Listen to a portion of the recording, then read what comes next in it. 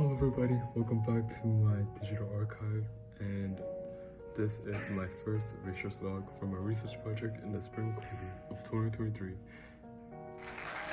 which is my last quarter as a freshman or first year at UCI. How time flies.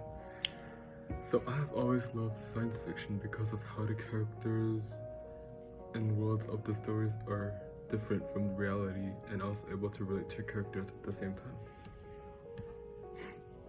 My first primary source is a Chinese science fiction film called The Wandering Earth because I wanted to write about a research paper about Asian culture and science fiction and how they can relate to each other, even when the worlds are entirely different. For example, The Wandering Earth is a film directed by Fan Guo and has many elements of worldbuilding that are interesting, such as language, culture, and geopolitical backgrounds. I'm considering using either Everything Everywhere All at Once or Maneri to be my other sources because they both focus on family, tradition, and adapting to a new lifestyle in America for the American dream. And that way I'm able to write about science fiction and fiction at the same time, as all of these sources have their own way of world building and Asian traditions that are able to connect with real life themes and the audience in the process. Wow. I'm also considering the Wandering Earth novella that was written by Liu Shixin, as the novella was adapted to the 2019 film that I'm using today. Because I wanted to research about Liu Shixin and Frank Guo's whole process of storytelling and how different the two different but same stories can compare and contrast and their views on world building.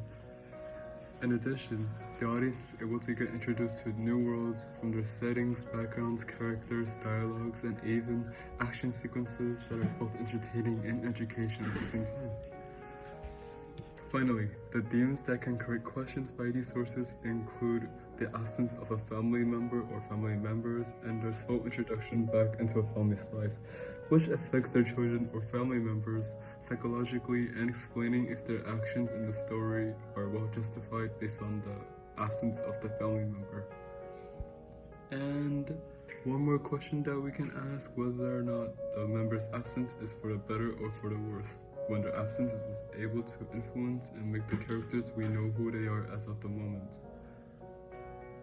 In conclusion, my sources may change at any time, and thank you for listening to my research log, and I will give an update about my research really soon.